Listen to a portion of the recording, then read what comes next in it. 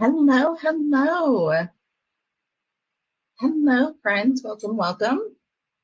Hopefully you can hear me. Good morning, or good morning for me. I am coming to you from Auckland, New Zealand. My name is Dallas Jackson, and for the next 15 minutes or so, we are going to talk about influence. And the thing about influence, and the thing that really makes me incredibly passionate about this subject is, every one of us, and also in the reactions, you can do a thumb up, but how many of you have a job or have had a job in the past that says something about you having to influence projects, influence your peers, influence the way something gets done within your organization? Probably most of you. So the thing that I love about talking about this is it's kind of like that scene in A Princess Bride where Inigo Montoya says, you keep using this word, but I don't think you know what this word means. And I think a lot of us feel that way about influence. It's like it's a cool word and it's great, but literally, how do we do it? So for the next little bit, I really want us to dig in and start talking about some of the ways that influence can happen and some of the factors. This was a game changer to me in my journey. I come from a tech background, and so when I started to learn, when I started to really embrace that influence wasn't just telling someone what to do. It changed the way that I related to people, and it really changed the way that I could get my point across, get my views heard, and influence and start making changes, soliciting changes in systems. So let's go ahead and get cooking with gas, shall we? So the first thing that I want to talk about is the fact that influence in general is something that's based on what we know. It's something that's based on our background, our biology, our biography. And when we start to understand that, we're actually starting to make sure that we can make that bigger impact. I'm a big old nerd, and I'm a big old advocate of actually looking at language and where it came from. So I want to start with the definition. Definition of influence. It's the power to change or affect someone or something. The power to cause change without directly forcing them to happen. Influencing others is incredibly challenging, which is why it's worth understanding what the our big, beautiful brains are doing when we're being influenced and how we can use them to influence others, particularly around the principles behind the influencing process. The really cool thing is there's amazing data out there right now that has been built on the last 60 years.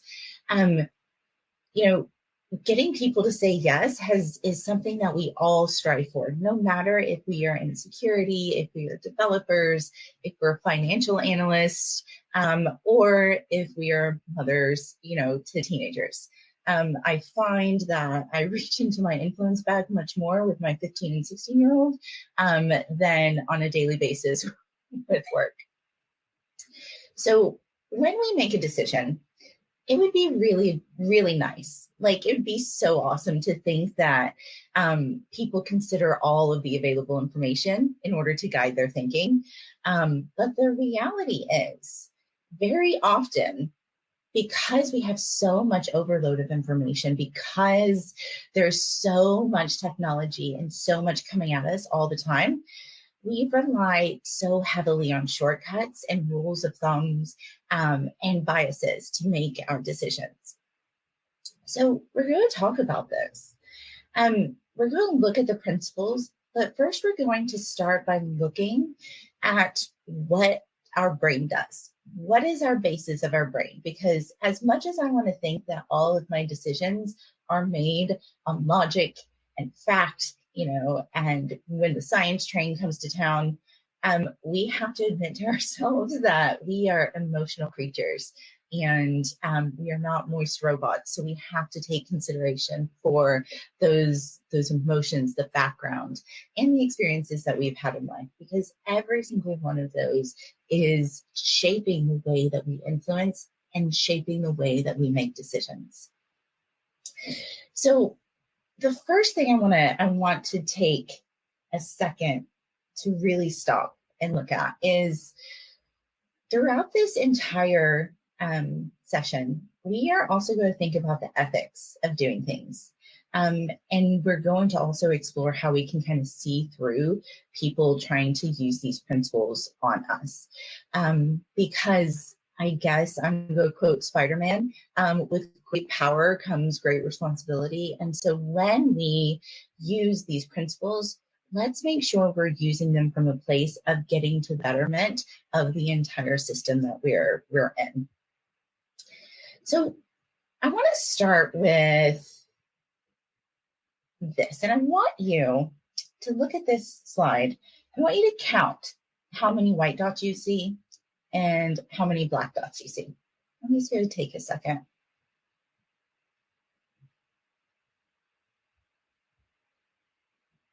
Anybody else getting super frustrated? The first time I saw it, I started this for 5 minutes and I was trying to will it to stay. Here's why I wanted to start with this. This illusion was created by someone named Lingelbaugh in 1994. And the thing is, the black dots appear to kind of move around and vanish as you're kind of going through all of the boxes and the dots. And if you focus on a singular point, the black dots disappear. A lot of what we talk about with influence is kind of the mental equivalent of a visual illusion. I'm about to show my age, but do y'all remember when we had like the newspapers and we had those pictures that we had to stare at and kind of move back and forth to really be able to understand or to see? The thing is, our brain does that too. But because it's not an object, because it's not something that's outside of ourselves, we tend to think that we tend to forget that they exist. So this is kind of an area of study called mind tunnels. And I want to invite you to consider that whereas these are visual and we can see them and we can sort of explain them, when we talk about cognitive biases, it's the mental representation of visual illusions. We have this happening in our brains all the time. And when we start to understand why, we start to be able to use those for good and also see when people are kind of using those for not so good. So I know that there was a session earlier about biases in leadership. So I really hope that this delves or dovetails well into that last session. But I want to start off with, what is a cognitive bias? It feels like this has become a buzzword in the last 4 or 5 years about within organizations, right? And I love the fact that we're getting so much attention on it, because this is at the core of us as humans. And when we don't take care of humans in the workplace, we're not taking care of our workplace either. So cognitive biases are ways of thinking and to maybe lead to systematic decisions and what we call rational judgments. These have been studied for decades by people across industries, in psychology and sociology and anthropology, in business now, in UX design. It's starting to become really prevalent in understanding why we do what we do. Whether we want to admit it or not, these influence the way we act, the way we think, and the way we make decisions. So I am going to show you something that the first time I saw, totally overwhelmed me. There are 188 cognitive biases that we know about, and every single one of them interfere with how we process data, how we think clearly, and how we perceive reality. That is crazy. It is massive. How can 188 things be taken into consideration every day? Well, here's the thing. Anybody here ever driven to work and you park and you're like, holy crap, I'm really glad I didn't get in a crash because I don't remember how I got here. Cognitive bias. If you look at my beautiful bookshelf right here, it's an IKEA bookshelf, probably cost me around $150, but you can bet I value it a lot more because I put that sucker together. That's a cognitive bias. It's actually literally called the IKEA effect. When we bring people into the process of making something, they value it more. So do not worry. I'm not going to go through all 188 of these, but I do want us to think about a framework so that you guys can start thinking of this when you're in the position of influencing or in the position to driving a decision, a group to a decision.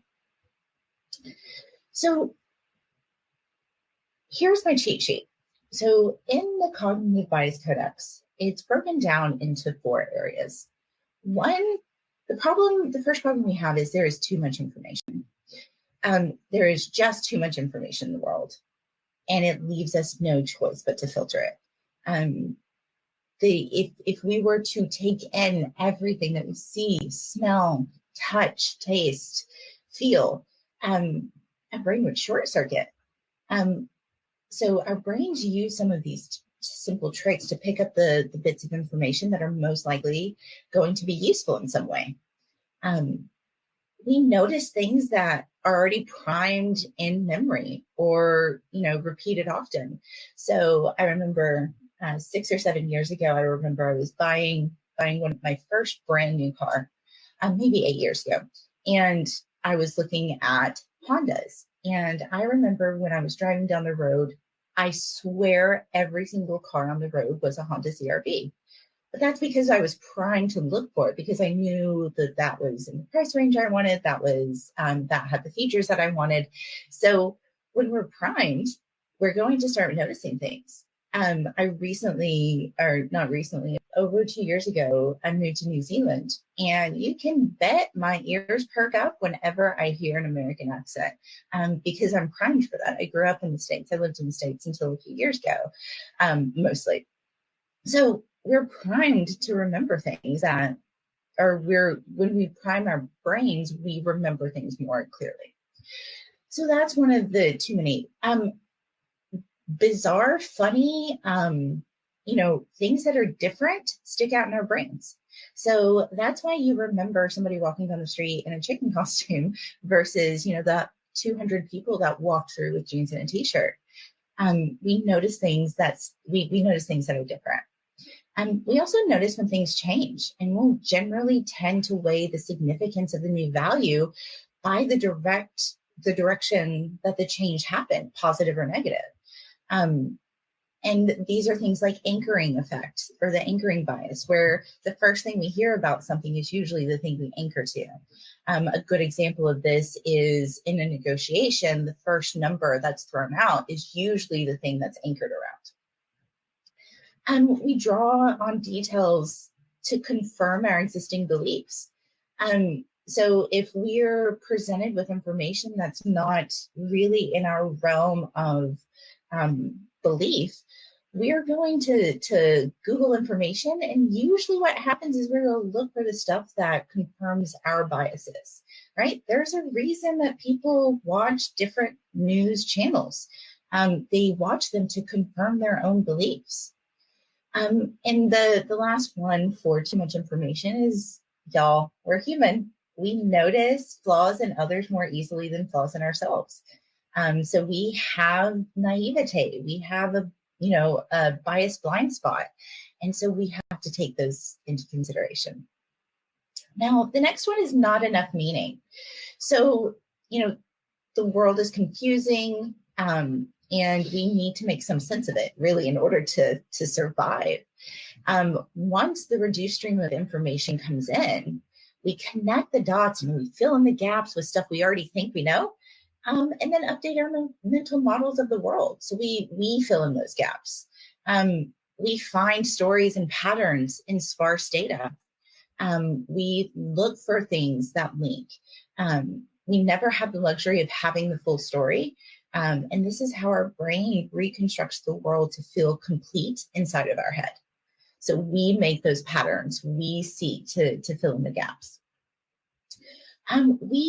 Quite honestly, we fill in characteristics from stereotypes, from generalities, from prior histories whenever there are new specific instances or gaps in information.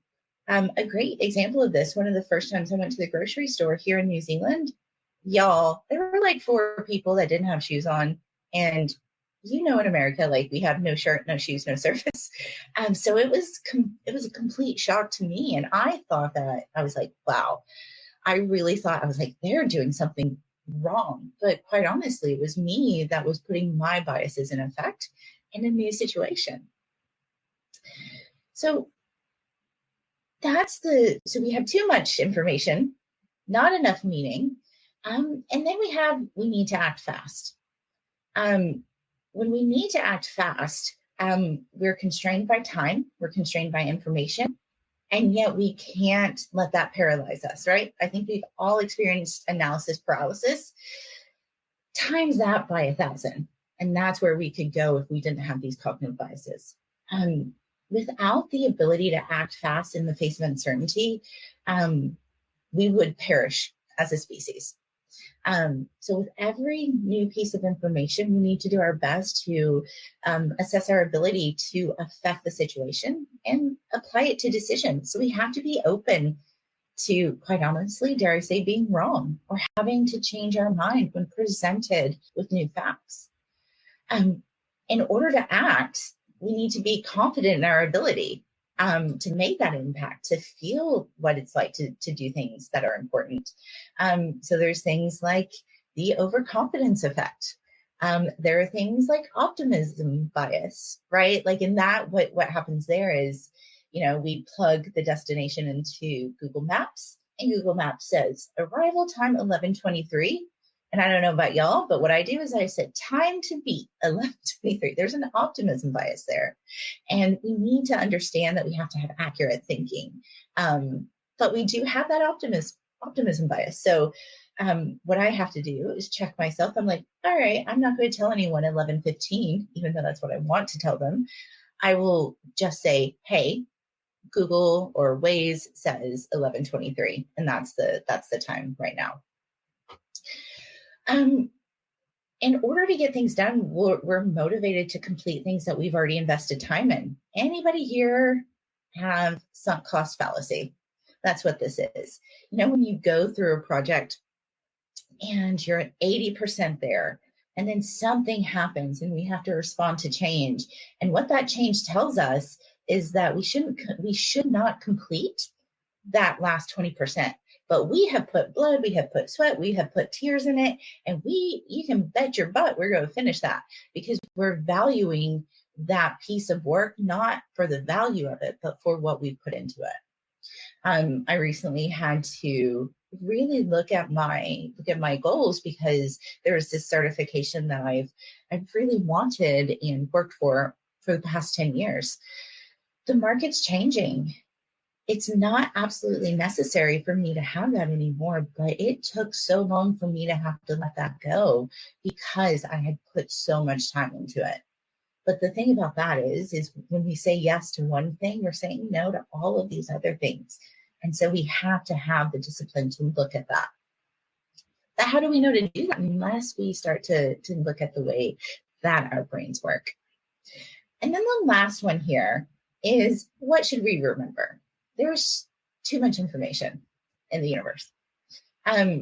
We can only afford to keep around the bits that are most likely to prove useful in the future.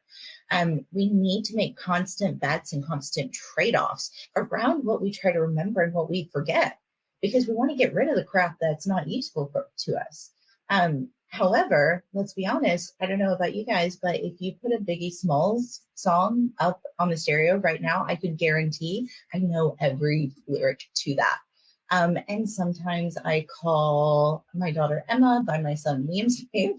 And so sometimes the biases aren't exactly perfect and foolproof. But we want to understand what we should remember. We reinforce some memories after the fact. So during this process, memories can become stronger. They can, various details can get accidentally swapped. We sometimes accidentally inject a detail into the memory that wasn't there. And this isn't malicious. This is just, false memory. This is source confusion, misattribution of memory. And all of these are biases that we need to take into consideration. And the last few on what should we remember, we discard specific information to form generalities. And we reduce events and lists to their key elements. So what is the thing that we need to think about? So primacy effect. We usually remember the first thing that we hear about a subject more than the subsequent things. And this is a lot, right? If you are here, like if you're like, Dallas, what did I get into? Like it's in the afternoon, my brain is already full. I'm not going to remember this stuff. Absolutely. You cannot. We just went over some of the reasons that you can't. But what I find really helpful is to acknowledge the existence of these things. You don't have to remember all of this, but you can start by remembering these 4 giant problems in our head have evolved to deal over the last few million years with life. And maybe keep this PowerPoint or Google cognitive bias and kind of keep a tab open, dare I say, so that you can reference it occasionally. Information overload sucks, so we aggressively filter. Noise becomes a signal. And when we have lack of meaning, it's confusing, so we grasp for meaning. We grasp for what this means. And so this isn't getting easier. So we have to try to remember the important biases. Decisions informed from the accurate thinking of our mental models of the world are the best. So in order to avoid drowning in information overload, this is what our brain does. We have no control over it other than acknowledgement and understanding that when we make decisions, we can ask ourselves, why do we make those decisions? So why the heck am I talking about this when we're talking about influence?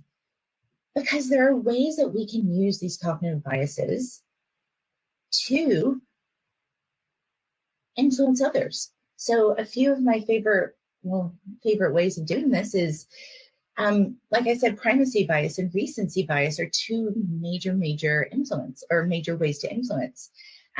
Usually, at the beginning of a meeting, if we're going into work, we talk about the agenda, we talk about the logistics.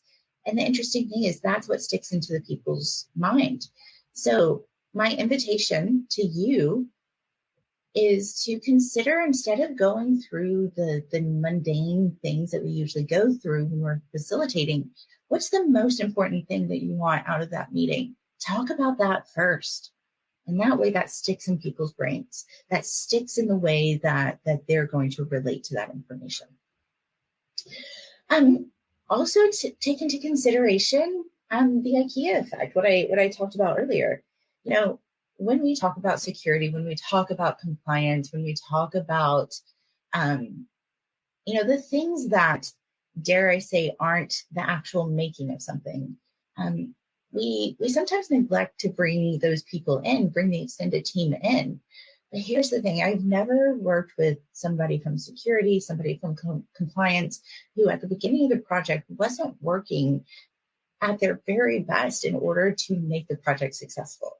And so when we bring everyone in at the beginning, when they start to help build the thing, they have more buy-in and they have more innovation to make things work based on the constraints that we have. Not enough meaning. We are going to find ways for us to look good if we don't know what we're looking for. So there's this there's this kind of tall tale in West Texas, and I heard it when I was little, but I forgot about it until I was studying cognitive biases, and it came up there. So in West Texas, there's, in the 1800s, there's this rancher, and he was the best shot in the West. He had a big old barn, and it had a lot of bullseye on it, and each bullseye actually had, a shot perfectly in the center. And he was able to grow his ranch. He was able to raise his family. No one messed with him because they were like, we're going to lose. So his grandson came to him one day and said, Grandpa, how can I, be as good of a shot as you can? And the grandfather said, I'll show you, and walked to the other side of the barn. And the interesting thing is the grandfather shot up the barn and then painted bullet hole or bullseye around where the bullet holes were. And that's one of the cognitive biases that we have. Whenever we don't put measurements and targets at the beginning, we're going to make the targets look good for us.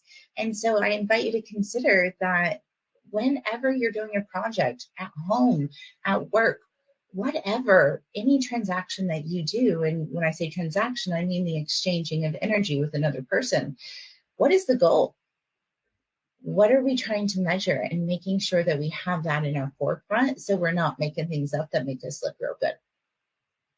So some of these are really powerful. Some of these can make or break your influence in the general sense. I want to switch gears now, because we've talked quite a bit about kind of the basis of cognitive bias, kind of the basis of why our brain does what we have. But I want to give you some levers. Robert Cialdini wrote an amazing book called Influence, the Psychology of Persuasion. And there are 7 principles now. A 7th one was added. And these 7 principles are identified through experimental studies and by immersing in the world of what he calls compliance professionals. So fundraisers, recruiters, advertisers, marketers, salespeople. So these are people skilled in the art of convincing and influencing others. So the 7 principles are reciprocity, scarcity, authority, consistency, liking, consensus, and then the other one is unity. The 7th one that was added is unity. And we're going to talk about each one of these for the rest of the time together. The first one I want to go into is reciprocity. As humans, we generally aim to return favors, to pay back debts, treat others as they treat us, right? The golden rule, traveling around. I've never been to a place or experienced a culture where, treat others as you would want to be treated wasn't inherently there.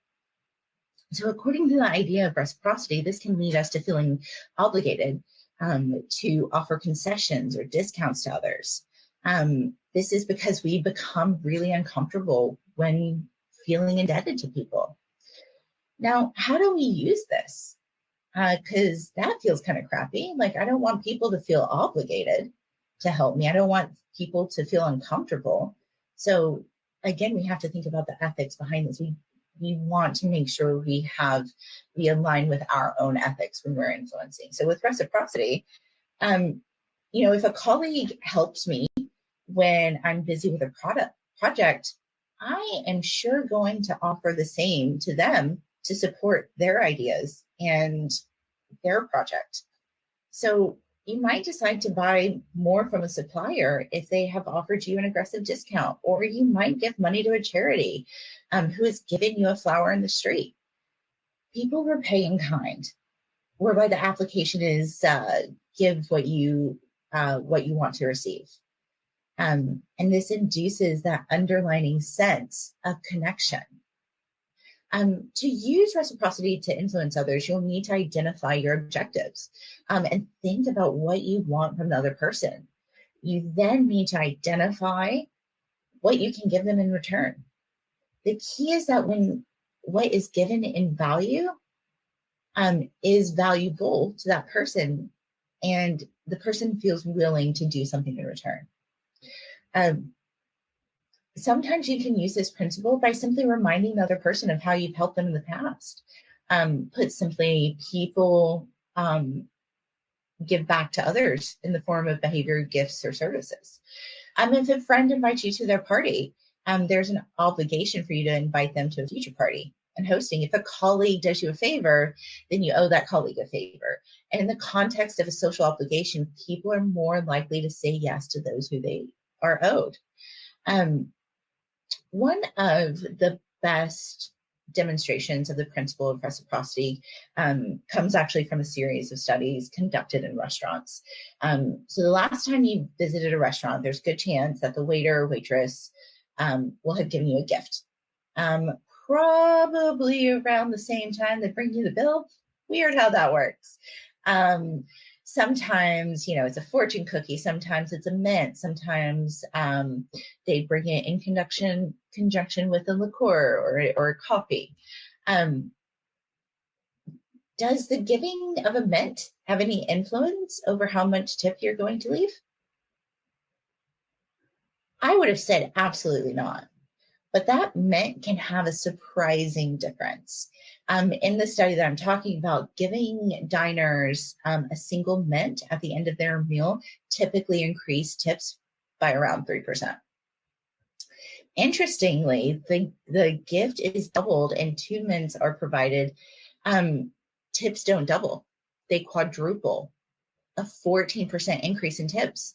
But actually, one of the most interesting things that I think of when we talk there is when the waiter was providing the mint, when they start to walk away from the table but pause and then turn back and say, "For you nice people, here's an extra mint," tips actually go to almost 25% increase. Influence not by what was given, but how it was given. So the key to using the principle of reciprocity is to be the first to give and to ensure that what you give is personalized and unexpected. Ask a colleague what you can do to help in their project.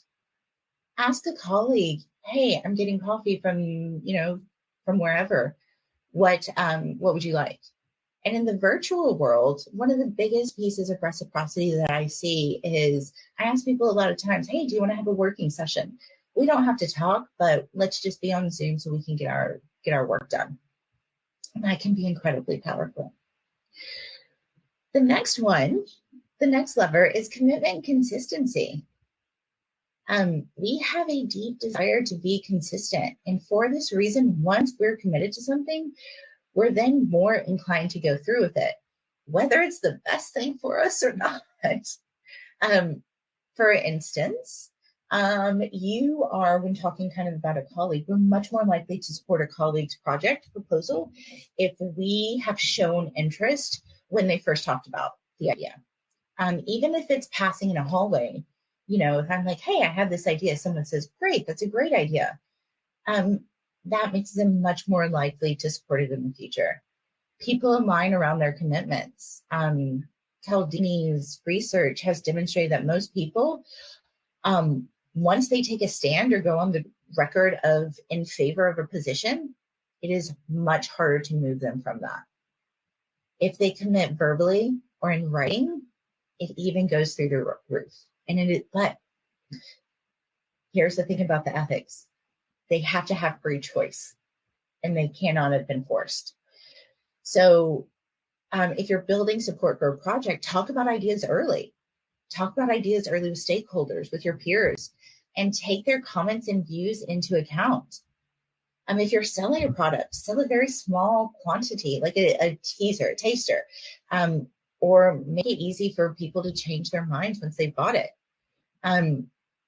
When we're seeking to influence under the consistency principles, the detective of influence looks for voluntary, active, and public comments, and ideally gets those comments in writing and those commitments in writing.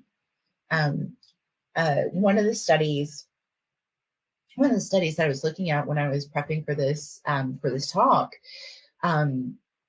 said that a recent study reduced missed appointments at healthcare centers by 18% simply by asking the patient rather than the staff to write down appointment details for a future on an appointment card. That's it. So instead of us writing it, have them write it. Almost 20% increase to the commitment of the goal. People like to be consistent with the things that they've previously said and done. We want to, consistency usually has something to do with our identity. So we want to make sure that we're in line with our identity, and commitment has a lot to do with that. The next one, social proof. This principle rallies around people's sense of safety in numbers. We're more likely to work late if others in our team are doing it. We're more likely to put a tip in the jar if money is already there, or eat in a restaurant if it's busy. We're assuming that if lots of people are doing something, then it must be okay. Even while I say this, I'm like, oh, this has gotten us into trouble in the past for sure. We're particularly susceptible to this principle when we're feeling uncertain. And we're even more likely to be influenced if the people we see seem to be similar to us, which is related to another principle we'll go over. That's why commercials often use moms, not celebrities, to advertise household products. You can use this principle by creating buzz around your ideas, around your products. People are more likely to do things they see others doing. So, connect with people who are really influential, who talk to a lot of people in an organization. Start to communicate your ideas. And then we can actually use that social proof as a way of rallying behind our idea.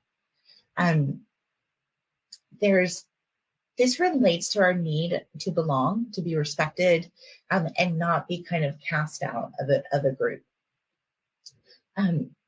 We want to make sure that we're using this for good as well. Remember those ethics that we talked about? So if we're presented with information, going back to the cognitive bias, we're presented with information that is contrary to what we've done, we have to take that in, and we have to show that we've taken that in. We can't just sit in what we first thought and rally behind that. We want to make sure that through any of these principles, if we're presented with information that affects our point of view, we take it in and change our point of view based on the data. And then liking. This is, sometimes I wish I have a hard problem with this, because I'm like, really? No, I take in information not based on who it is, but based on what the contents of their character is. Yeah, no. Cialdini actually says that we're more likely to be influenced by people that we like. Likability comes in many forms. Maybe they may be similar to us, familiar to us, they may give us compliments, or we may just simply trust them. Companies that use sales agent from within the community employ the principle with huge success. People are more likely to buy from people like themselves, from friends, from people they know and respect. To build good relationships, ensure that you put in the time and the effort needed to build trust, to build rapport with clients, with people you work with stakeholders, and behave with consistency. So we don't want to fawn over someone at the beginning of the project because we need them. We want to have that steady relationship so we can pull from it. With this, we have to develop our EQ and actively listen. Not listen to respond to, but listen to understand. Remember that there is no one-size-fits-all approach when it comes to relating to others. And please don't try too hard. People can always spot a phony. One of the best things here, or one of the things that really helps me here, is to just find one thing that connects you to another person. Cool. Do you guys remember, I'm going to make a cheeky reference here, the movie Step Brothers?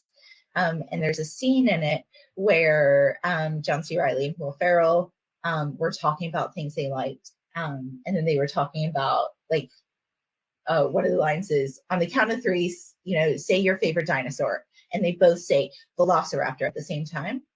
And then one says, did we just become best friends? And the other one says, yep. That's liking. And as silly as that example is, it's such a good example of just finding one connection with someone can help to build. It can help to build on that connection and that liking. And it also makes you much more open to listening to them as well. There was a MBA study, or MBA students were part of a study about negotiation in two very well-known business schools. One group, they were split into two groups. One group said, we're told time is money, and get straight down to business. Around 55% of that group was able to make an agreement. The second group, however, was told, before you begin negotiating, exchange some personal information with each other. Identify a similarity that you can share in common, and then begin negotiating. In this group, 90% of them were able to come to successful and agreeable outcomes that were typically worth almost 20% more. So to harness the power of the principle of liking, be sure to look for areas of similarity. And it can be small, right? Like, this one's cheeky. I love potato chips. You love potato chips. But can we all just agree that potatoes are the great connector of the world? We want to just find one small thing. We don't have to agree, and we shouldn't agree on everything. But what is one thing we can? Now, this is the one we are all familiar with, right? Authority. This is why I slow down whenever I see a police car on the highway, because more often than not, I'm speeding. This is why even, I'll be 40 this year, but even if I see a person of authority walking and I've had a few drinks, I stand up straighter. I'm like, okay, don't act cool, We feel a sense of duty. We feel a sense of obligation to people in positions of authority. Job titles, uniforms, even accessories like cars or gadgets can lead to an air of authority, and can persuade us to accept what the people are saying. When I lived back in the States in Texas, the state troopers and the police would sell their old cars, but keep a few of the lights and the grill on the front. So even with those old ones, you would see it coming down, you would slow down. Even though it didn't look exactly like the police cars, but it had the same air, it still influenced us because we're like, oh, we better not speak. People defer to experts, and we should in a lot of ways. This is why advertisers of pharmaceutical products employ doctors, or, put doctor coats on actors. But this is the one we rely on most. A lot of us say, well, I can't make that change because I'm not a manager. We can't make that change because, I'm not a vice president. To use this authority, get support from influential and powerful people. You can borrow, dare I say, ask for their help in backing the idea. The authority doesn't necessarily have to be yours. If you're marketing a product or marketing a service, highlight well-known and respected customers. Use comments from industry experts. Talk about the impressive research and statistics, right? Because even in this class, right, I'm using the authority, and y'all, I'm a Texan on the other side of the world. What do I have to say? But when I talk about the studies, when I talk about the people who've done this for 60 years, I'm borrowing their authority.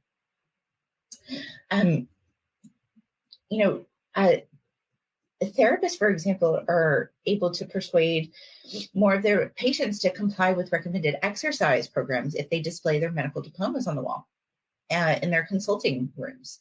People are more likely to give change for a parking meter to a complete stranger if the requester is wearing a uniform rather than casual clothes.